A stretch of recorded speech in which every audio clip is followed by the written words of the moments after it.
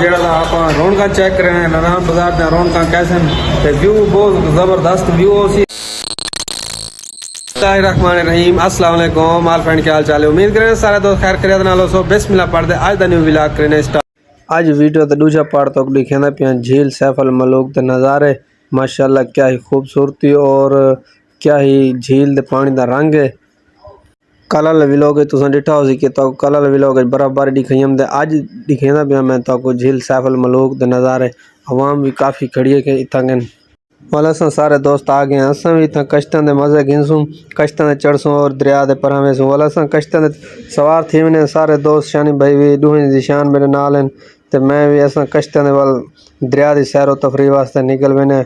यकीन करो बड़ा मज़ा आता पे दरिया के कश्तों के उत्ते इतना मज़ा आता इतना इंजॉय थी पे जिंदगी इहो समा अस इंजॉय नहीं किया जड़ा अज इंजॉय थी पे इन दरिया के तो वाल कश्ती तो उवें मज़ा है। बाकी तुसां कदें ट्राई किया हो वाल तुसां जिन्हें दोस्तां ट्राई किया हो दसे सन कि किवें वाल मज़ा आता इतना झील सैफ अल मलूक दे वाल बंदा झील सैफ अल मलूक दे आवे कश्तों न बावे वाल चस त ना आए वाल इतना कने पानी इतना ठंडा यकीन करो चस आ गई है कश्तों उत्ते बह के। वाल अस दरिया के परले किनारे दे वेसूँ। बाकी सामने पहाड़ों के उत्ते देखो बर्फ शरफ जमी पी है बर्फ शरफ के ग्लेशियर हैं। बाकी सारे दोस्त अस इंजॉय करेंदे पे वाल कश्तों के सवार थी गया से वाल अस घूम फिर दे वापस आवे। बाकी सारी आवाम देखो इतना रश लगे खड़े कश्तियों वाले कोई मेला लगे खड़े कश्तियों वाले कमाते पेन। एक कश्ती 2000 रुपये सिंघी है जी परा थोड़ा जहा वेंदी है सैरो तफरी करवा के वाला ने वाल इन बाद अस कश्ती दुलाए के वाल वापस आले पासे इरादा की दिखना कि हुण जुलूं वापस आकू काफिले वाले सड़े खड़न। वाल अस सैरो तफरी की से दरिया झील दी वाल बाद वापस रवाना थे मैंने क्योंकि सारे दोस्त सारे चले गए अस बच्चे वजह से क्योंकि अस वाल कश्तों चढ़ गए ई वास्ते वाल। बाकी आवाम रश चेक करो आवाम का कितना रश है इतना रश है यकीन करो पैर रखने की जगह कह नहीं। बाकी टूर नाल फैमिली नाल हर कोई आया वधे अस छड़े वधे त्री है। बाकी अस चसा चेंदे वधे। बाकी तुसा तक उम्मीद है अज की वीडियो तक अच्छी लगती पी सी। अगर अज की वीडियो अच्छी लगती पी हो तो तुम सर चैनल हाथ व्लॉग जरूर सबसक्राइब करे सो।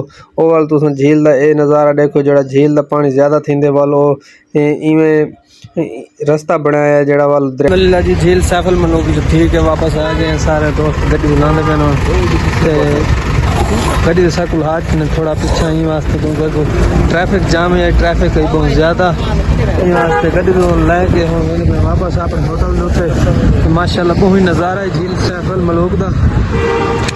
दोस्तों थी सैफ अल मलूक झील थी आ गया से थोड़ी देर अस रेस्ट किया ही होटल क्योंकि थका है तो पता है हम जो रोटी खाने होटल के उत्ते कुछ देर रेस्ट करने के बाद वाल होटल दे आवे तुकनू सारा रोटी का प्रोग्राम बन वे क्योंकि तक पता वाल झील काफ़ी टूरते फिरते रह गए वाल सबको लग वी है भुख वाल इतना सारे दोस्त आवे इतों रोटी खासूँ रोटी खा दे वाला अज मैं तो नारायण के नज़ारे भी दिखे सा और नारायण शहर के बाजारों के अगर पिछा हाली बैठे हैं रोटी के इंतजार रोटी जो ही मिलती आगे से हम जुले पे तो नारायण बाजार घूमने फिरने नारायण बाजार का जरा आप रौनक चेक कर रहे हैं नारायण बाजार का रौनक कैसे व्यू बहुत जबरदस्त व्यू सी इंशाल्लाह। दोस्त मेरे देखो दोस्त मेरे आ गए बिल्कुल तैयारी कर दे जुले पे नारायण बाजार का व्यू लेते ऐसी ज़बरदस्त नारायण बाजार रौनक चेक करो। अस आ गए इस टाइम कपड़े की दुकान दे इतों को थोड़ी जी शॉपिंग करे सूँ शॉपिंग भी तो वाल शेयर करे कि अस क्या क्या शॉपिंग की है। फिलहाल अस इतों शॉपिंग कर गिनूँ तो तुस नारायण बाजार के नज़ारे चेक कर गिनूँ नज़ारे कैसे वाल अस घूमते फिरते वधे जिशान सारे नाल अगू वधे।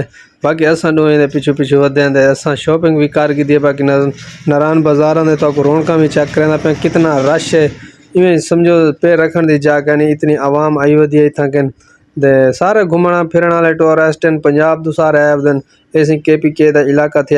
इन बाद वाल मैं तो दिखाना पे तुर्किश जी आइसक्रीम होंगी है इतना कन औरतों के नाल बंदा मजाक फनी मजाक करेंदा पे ई बंदे तुस फन चेक करो ये होंगी असल कमाई इन सिर्फ फन दे खट्टी खाना खड़े इन समझो थोड़ा जहा फन करेंदे ते आवाम को इवें लुट फट गिनते इवें समझो ये हूँ औरतां आया खड़े असा भी चलो ट्राई करे सूँ। बहरहाल फिलहाल अस हाली दे देखना इन्हों के शुगल दे देखना भी क्या शुगल करें तुसा भी देखो ये कैसा इंदा सही ये शुगल इवे ये सिर्फ 1-2 मिनट के इवें समझो 300 रुपये की इंदी आइसक्रीम है सिर्फ ये 1-2 मिनट इवें फन करेंदे एक दो मिनट दे विच ये समझो इवें काफ़ी हज़ारों की तादाद विच पैसे कमा गिंदे आवाम को इवें लई खड़े। बस आवाम बड़ी खुश थी खड़ी कि असां साकू लोग देखें। हुण औरतां दा कोई तुसां सिस्टम है कमेंट दे विच दसाओ अच्छा है या किवें है। बाकी मेरे को तो ये गल अच्छी नहीं लगी कि चलो मर्द दा ट्राई करना लेकिन औरतां इत्थां आया खड़न। बाकी मेरे को ये गल अच्छी नहीं लगी। कमेंट दे विच लाजमी अपनी राय का इजहार करे सो। बाकी तो कोई वीडियो उम्मीद है अच्छी लगी हो सी। नारायण कागान बाजार तक घुमाएं फिराएं बाकी झील सैफ अल मलूक फिराएं। वेलकम बैक जी। असां शॉपिंग करते आ चुके हैं वापस अपने कमरे दे रूम दे विच। ये असां शॉपिंग कर रहे हैं कोई पेंटा शर्टा छोरा आखे यार इतना आए वधे ते कोई शर्टा पेंटा घिन गिनू मैं कि यार ठीक है चलो माहौल जिमें शानी बिरा और गिदे सारे वाल मैं भी घिन गिदे। उम्मीद है दोस्तों आज की वीडियो अच्छी लगी हो। अगर आज की वीडियो अच्छी लगी हो सारे चैनल मनहास विलाग को जरूर सब्सक्राइब करे सो लाइक शेयर करे सो। मिलता है कल नवी वीडियो नाल। तब तक के लिए खुदा हाफिज। झील फैसल मलूक कैसी लगी है और एडवेंचर सारा कैसे आई वो तुम कमेंट दे विच लाजमी दसे सो और वीडियो को ज़्यादा से ज़्यादा शेयर भी करे सो। मुहब्बत कमाल मुहब्बत